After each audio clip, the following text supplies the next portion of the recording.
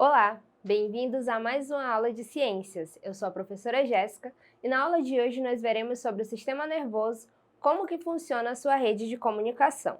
Vamos lá? Então, antes da gente adentrar nesse sistema, só relembrar com vocês alguns aspectos importantes de por que chegamos aqui. Não sei se vocês lembram, nas nossas últimas aulas nós vimos um pouquinho a respeito da organização básica de um organismo. E aí, antes de eu chegar em sistema, significa que eu tenho reunião de unidades menores. Que reunião de unidades menores seriam essas? Nas aulas anteriores, nós fizemos um estudo aí mais aprofundado sobre as células, depois nós vimos um pouco sobre os tecidos, um pouquinho sobre os órgãos e chegou a hora da gente entender um pouquinho sobre os sistemas. E nós veremos hoje, então, sobre o sistema nervoso, que na verdade é um conjunto de vários órgãos que vão estar reunidos aí para desempenhar uma determinada função. Nesse caso, quando a gente fala do sistema nervoso, é o sistema responsável por fazer o controle de todas as funções do nosso corpo. E nós vamos entender como é que isso acontece e como que é a anatomia desse sistema, ou seja, como que ele é formado, qual que é a sua constituição, qual que é a função de cada unidade que o compõe. Então, quando a gente fala aí do sistema nervoso, nós podemos falar e definir que ele integra e coordena as funções e também as ações que vão acontecer no nosso corpo. Além disso, ele representa uma rede de comunicação do organismo. E essa rede de comunicação, ela vai ser formada por um conjunto de órgãos do corpo humano que vão ter a função de captar mensagens, estímulos e também o que acontece aí no nosso ambiente a todo momento. Depois que ele consegue captar e receber esses estímulos, acaba que vai sofrer uma interpretação da mensagem que foi recebida, depois vai ser arquivada e vai ser feita ou não alguma ação mediante aquele estímulo que foi recebido. Quando a gente fala aí do sistema nervoso também, é importante a gente saber, que ele não é assim tão simples. Ele é um sistema tão complexo porque ele vai ser formado por milhões de células nervosas. E que, como eu já falei para vocês, esses milhões de células nervosas, eles vão estar integrados um ao outro. Como assim? Eles vão estar formando o que nós chamamos de rede de comunicação. E essa rede de comunicação vai ser responsável por enviar sinais químicos e também sinais que são elétricos. Nós vamos ver um pouquinho como que é a divisão, como é que funciona a divisão desse sistema. Quando nós falamos aí, nós temos primeiro, antes de entender um pouquinho da divisão, nós temos a célula principal que vai constituir esse sistema. No caso, são os neurônios, são células específicas para atuar nesse sistema, porque são células características do tecido nervoso. Lembra que eu falei para vocês lá no início? Para que eu chegue em sistema, significa que antes eu tive células que se reuniram em tecidos, em seguida em órgãos, para enfim, eu conseguir interpretar um determinado sistema. Então, essas células se reúnem, constituem o tecido nervoso, e aí os órgãos, que vão ter essa determinada função, vão constituir o sistema nervoso. Quando a gente fala dele aí, também é importante a gente saber que os neurônios, que são essas células específicas, eles são capazes de conduzir impulsos nervosos e acabar interpretando a mensagem que está sendo recebida. E ele vai ter uma divisão básica. Que divisão é essa? O neurônio ele tem uma parte chamada de corpo, dendrito, axônio e bainha de mielina. A bainha de mielina seria essa cápsula envolvente aí, é o que está protegendo, Os dendritos seriam essas ramificações bem em cima. E aí nós temos também a parte do corpo celular, e aí vai seguindo essa parte que está coberta pela bainha de mielina, é aquela que nós vamos chamar de axônio. Quando nós falamos aí do sistema nervoso também, é importante a gente saber que a todo momento as mensagens que estão sendo recebidas, elas vão ser transmitidas porque acontece o que nós chamamos de sinapses. O que são sinapses? Sinapses, elas são conexões que vão ser estabelecidas entre unidades pré-estabelecidas. O que isso quer dizer? Quer dizer que pode ser uma comunicação entre um neurônio e outro neurônio, pode ser uma comunicação entre um neurônio e uma célula muscular, ou pode ser uma comunicação ocorrendo entre um neurônio e uma célula glandular. Depende da ação que ele vai ter que desempenhar e depende do estímulo que ele está recebendo também. Aí nas imagens, aliás, a gente consegue observar algumas dessas sinapses acontecer. E aqui a gente vai ver aí a diferença da sinapse chamada de sinapse elétrica e a sinapse chamada de sinapse química.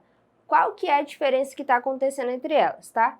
Quando a gente fala dos neurônios, eles não vão ficar ali estáticos, sem receber nada, né? Por que eles vão conseguir receber mensagem? Justamente porque essas sinapses estão acontecendo.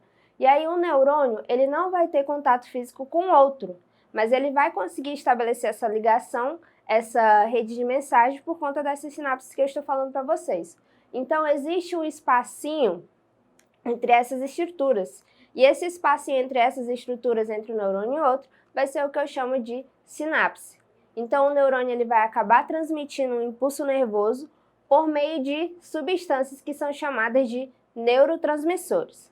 Então, como a gente vê aí na imagem, a gente tem sinapse elétrica e sinapse química. Quando a gente fala da sinapse elétrica, que é a primeira imagem, a imagem A, é aquela sinapse que acontece sem uma mediação química. E quando eu falo de sinapse química, é aquela onde eu vou precisar de estímulos químicos para que isso aconteça. Aqui eu consigo ver também um pouquinho de como que o impulso nervoso ele vai acabar sendo conduzido. O que acontece? Os neurotransmissores, né, vão ser liberados na extremidade dos axônios, que vai ser aquela parte final dos neurônios. E aí isso vai acabar sensibilizando a célula para que aconteça o que a gente chama de impulso nervoso. E esse impulso nervoso ele acontece na seguinte direção: do dendrito, que é aquela parte mais de cima, passa pelo corpo, que pode ou não estar protegido pela bainha de mielina, e finaliza no axônio. E essa mensagem, né, ela vai ser transmitida assim de uma forma muito rápida, em milésimos de segundos. A gente até vai ver algumas imagens que vai estar ilustrando um pouquinho desse processo. E aqui a gente tem aí a representação de como que funciona a divisão do sistema nervoso, né, com base em alguns critérios anatômicos e também critérios funcionais. O que a gente pode observar aí? Que o sistema nervoso ele é tão complexo de um jeito que, para que possamos entender melhor, né, tem aí uma divisão em duas partes, que vão ser o sistema nervoso central e o sistema nervoso periférico. O sistema nervoso central vai ser aquele composto pelo encéfalo e pela medula espinhal. Quando eu falo do encéfalo, que vai estar protegido por uma caixa óssea, né, pela caixa óssea ali do crânio, ele vai ser constituído pelo cérebro, pelo tronco encefálico e pelo cerebelo.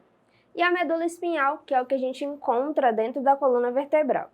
Já quando eu falo do sistema nervoso periférico, seria uma parte mais adjacente, essa parte em azul que vocês estão vendo na imagem, que vão ser o quê? Vão ser os nervos, vão ser também gânglios e terminações nervosas. Então, uma parte está interligada com a outra, mas quem faz o comando geral, quem vai decidir o que vai acontecer ou não, é o sistema nervoso central. Depois que ele decide o que vai acontecer, ele vai transmitir essa mensagem para o sistema nervoso periférico para que ele possa executar a ação que é necessária naquele momento. E aqui a gente consegue observar como essa questão das sinapses, como essa questão da transmissão do impulso nervoso, ela acontece de uma maneira muito rápida. Então, se você recebe um estímulo externo, se você recebe um estímulo do ambiente, né, essa sinapse ela vai percorrer todo o neurônio de uma forma muito rápida, tá? E aí vocês conseguem ver também a diferença, ó, quando ele tem a bainha de mielina e quando ele não tem, né? A bainha de mielina é essa daí quando ele tem tipo uma capinha envolvendo ele. E aqui a gente vai ver um pouquinho aí sobre o sistema nervoso periférico. Aqui a gente consegue ver, como eu já falei para vocês, que vai ser a parte do sistema nervoso que vai ser mais formada por nervos e também por gânglios. E aí na imagem a gente consegue observar, por exemplo, quando a gente tem o estímulo de receber uma queimadura. Certamente vai ser uma temperatura diferente da que o seu corpo está habituada, né? Geralmente é uma temperatura elevada.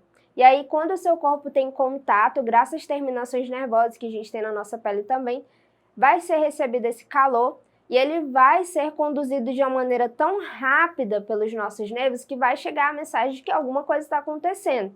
E aí, dependendo, né, se for possível, o nosso intuito automaticamente vai ser de se afastar dessa região. E aqui a gente tem a separação dos tipos de nervos. Nós temos os nervos chamados de nervos sensitivos, nervos motores e os nervos mistos.